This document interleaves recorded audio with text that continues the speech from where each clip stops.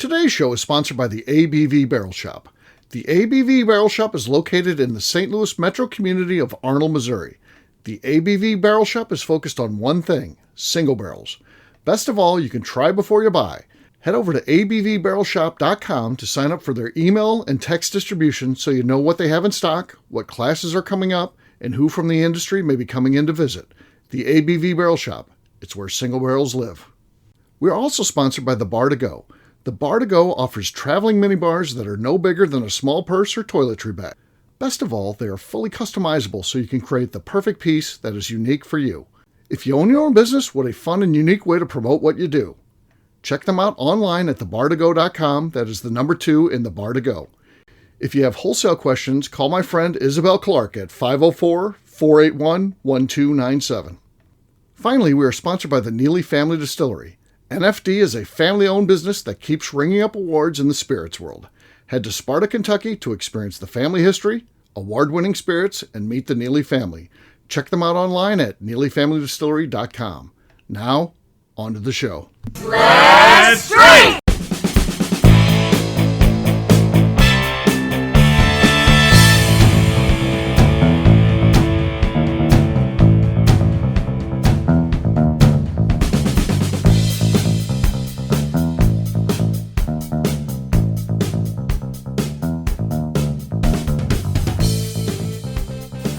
Welcome to the Bourbon Daily, the podcast about everything bourbon delivered to you every day of the week. Today we have a special show from the ABV Barrel Shop Tasting Bar where we're going to be trying the new Tennessee Taster from Jack Daniel's. Very exciting stuff. My name is Steve Akeley. I'm joined by Jim Fosnot and Darren McCroy. What's up, guys? How we doing, Steve? Hey, y'all. Good. So, yeah, we're going to have some fun. We like these. These have been some great experiments so far. We've been looped in on them, which is kind of fun. We'll talk about this one after the break and what makes it special, all that kind of stuff. But for right now, Darren said there's something you want to talk about. What is that, Darren? So, a man is suing the company Smartwater because it did not make him smarter.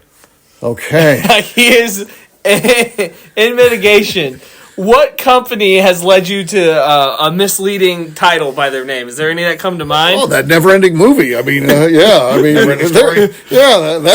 thing had there was an end. I don't. Red Bull got sued for Red Bull gives you wings, and they lost. Yeah. Can they still use that? Yeah, I don't know how they have to change something in the wording or whatever. But they were happy to lose.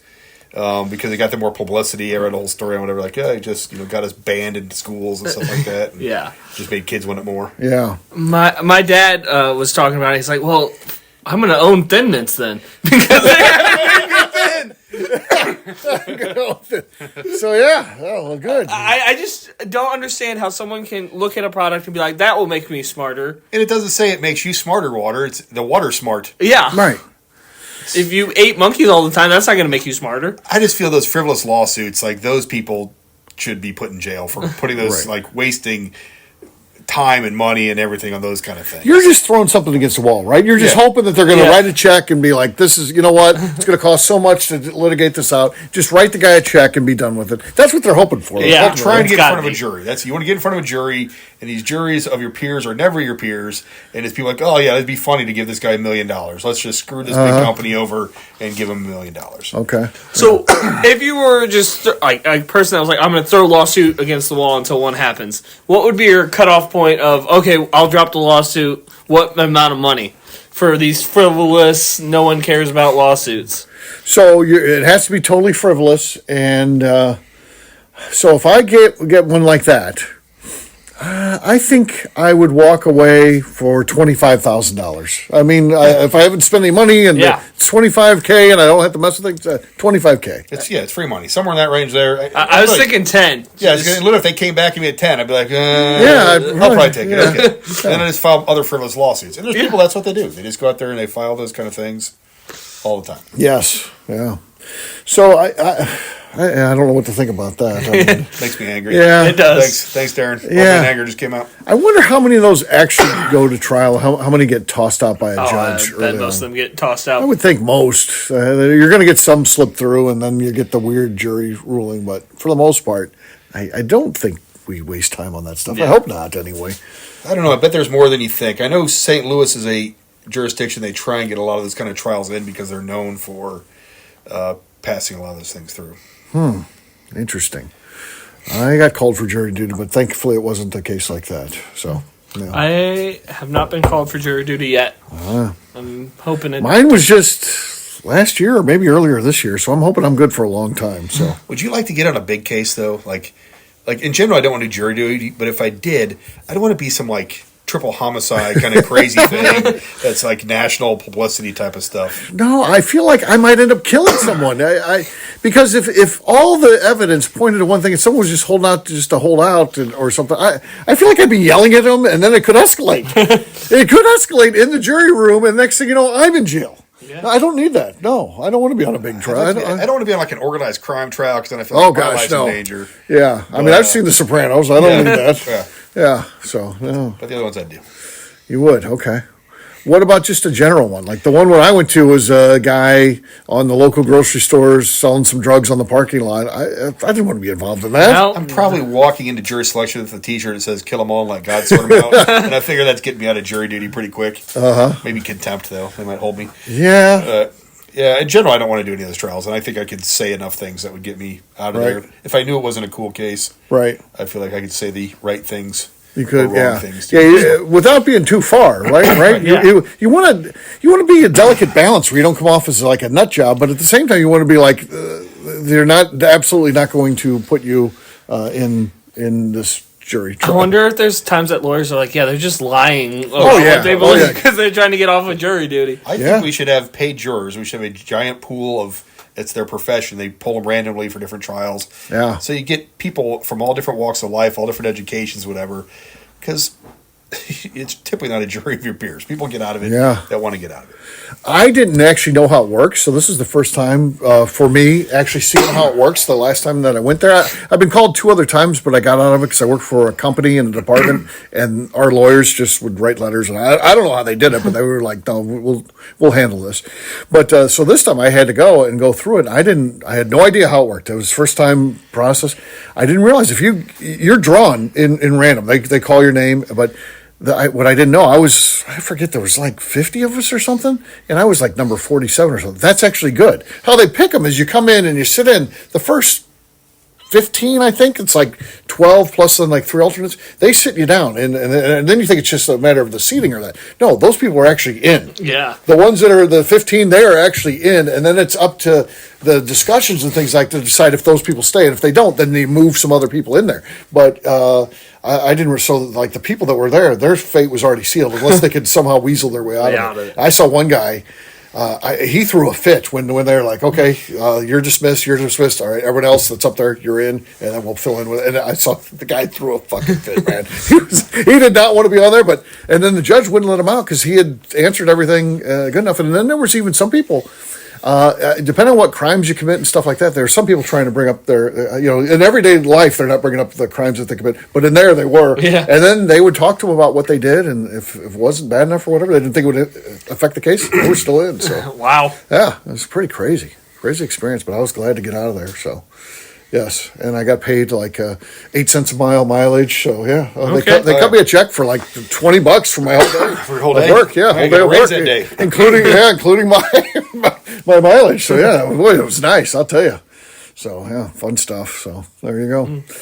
The most interesting thing to me was the commissary, and this is great. I'm very excited about it. The commissary, though, was run by all blind people, and they literally would have to ask you what bill you gave them. I gave you a 20, and then they give you change out of it because they were all blind. You think some could be blind? They were all blind. I don't understand how that works. I guess they assume everyone's honest because you're right there at the courthouse. I don't know. It's like the only place it could work. Anywhere else, if there's like they find out there's a restaurant where they take cash when they ask you what bill you just gave them, I think they would get ripped off. What you didn't realize, Steve, is they weren't blind. They were just part of the selection process. That could be.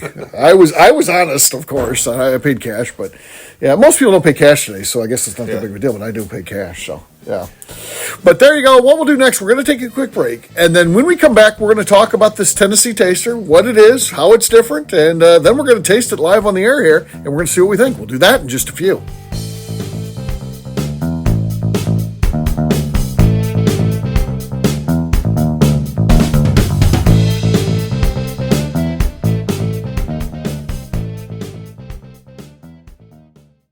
Okay, let's talk about the people that make these shows happen. First up is the Stave and Thief Society. Via their in-person class at Moonshine University in Louisville, Kentucky, the Stave and Thief Society is the place where you, a bourbon enthusiast, can expand your knowledge and emerge an executive bourbon steward. In 2017, I completed my executive bourbon steward certification. It's the most comprehensive bourbon certification available and connects you with an expansive network of bourbon enthusiasts and professionals. Check out the full listing of in-person and online certifications and join the society today by enrolling at staveandthief.com. Speaking of Executive Bourbon Steward certification, the ABV Barrel Shop in St. Louis, Missouri has developed a unique partnership with the Stave and Thief Society to offer a preparatory class to assist you in getting your Executive Bourbon Steward certification. This prep class costs only $25 and is available to take live or online via Zoom. Graduates of our class receive a coupon code good for 15% off your Executive Bourbon Steward certification held in Louisville, Kentucky. This saves you almost $90. Additionally, you can collaborate with fellow attendees to split travel costs when you go to Louisville.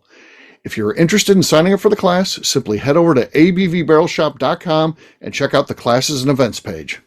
Last but not least, we are sponsored by Neely Family Distillery. Royce Neely is the 11th generation distiller in one of America's oldest distilling families. A visit to Neely Family Distillery takes you through family history, where you can see all the artifacts and newspaper clippings through the years from this family that started distilling in America after James Neely arrived from Northern Ireland in 1740. Today, Royce Neely and his team are crafting some of the best spirits in America. Their bourbon and absinthe offerings keep winning top honors in spirits competitions. Recently, their absinthe made history as the first platinum winner in the absinthe category at the San Francisco Spirits Competition. Neely Family Distillery is definitely a bucket list destination if you are a bourbon fan. Learn more about their spirit offerings, visiting their facility, and the awards they have collected over at neelyfamilydistillery.com.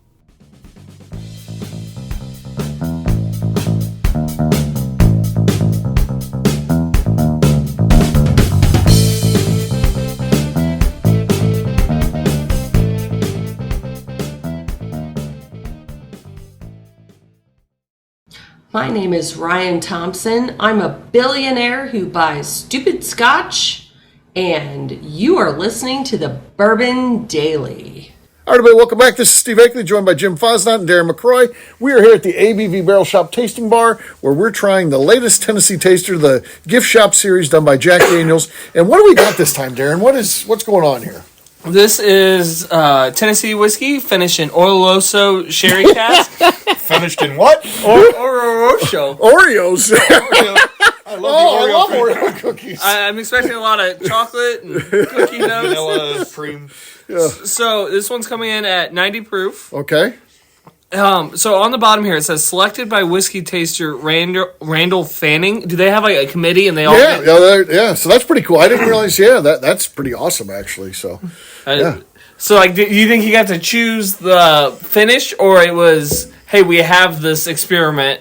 Which one are you going to choose from? Yeah, probably like that. Wouldn't that be a great honor if you're working for that company and you're on the tasting panel? And it's like this. You're up next, so you get this one. That'd be pretty awesome. So yeah. And to clarify, it's an Oloroso finish, not an Oreo finish.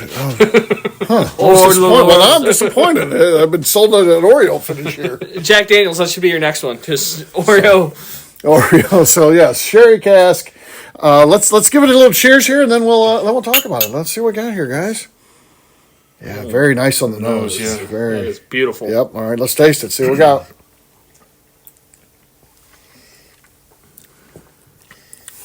That's really nice. That as some say, yummy. That's really good. And it's 90 proof. That kind of sticks with you a little bit too, man. I just love how Jack Daniels has gone after the bourbon drinker in the last sevevel years, and they are killing it. They are. They're just doing fantastic stuff. This is another one I would definitely. This is another one. Yeah. Really, really great whiskey. It hangs with you for 90 proof. Holy cow! It does. It seriously does. So, yeah, really, really good stuff. Enjoyable, sweet on the finish. You're picking up that sherry cask, so it's nice. Brings out the red fruits in the whiskey really nicely. Mm-hmm. Yeah. Yeah, these are worth picking up. You're in Jack Daniels and you're taking a tour. Be sure to check out the gift shop, see if they got some of these. Kind of getting a little bit cult following around these. They're doing some cool stuff. So the last one I know we had the tequila finish. Yeah, which is cool. So yeah, these are pretty awesome. So yet another good one worth getting, and they come out in 375s, which are always kind of fun, right? Mm-hmm. It's got that one that, if it fits in your hand well, even for Darren, because you can take it approved, small hand approved.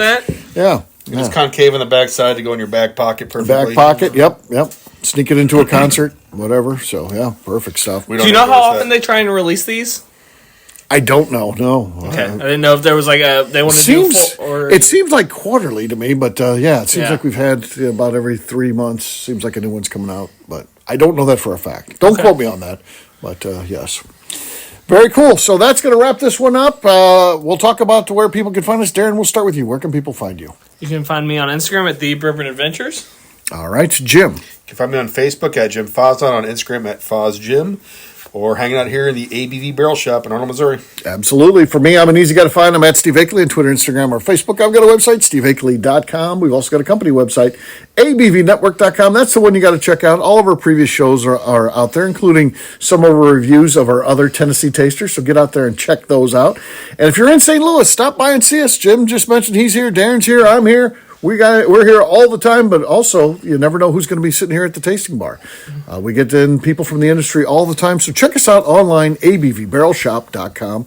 And if you like this show, please get involved. Head over to patreon.com/the Network, or if you just want to give us a solid, give us a 5-star review with comments. It helps new people find the show. That's pretty darn important to us. On that note, we'll let you go for today, but we'll have a brand new show for you tomorrow. Until then, take care, everybody. See ya. Cheers. Bye, y'all. Peace.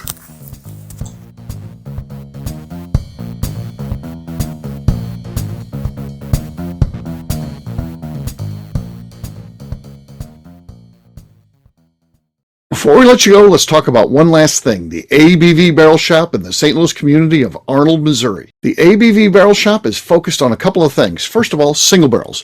We are the place where single barrels live. We go to distilleries, taste through the whiskey, select the best barrel, and have it shipped to our store where we present it to you, our customers, by allowing you to try before you buy. We're also known for the classes that we have in our education center in the store, as well as the events we have with industry professionals from the bourbon business. If you are in the St. Louis area, please come by and visit us at 6 Fox Valley Center in Arnold, Missouri. Or at a minimum, at least sign up for our email and text distribution so you know exactly what's going on in our shop over at abvbarrelshop.com.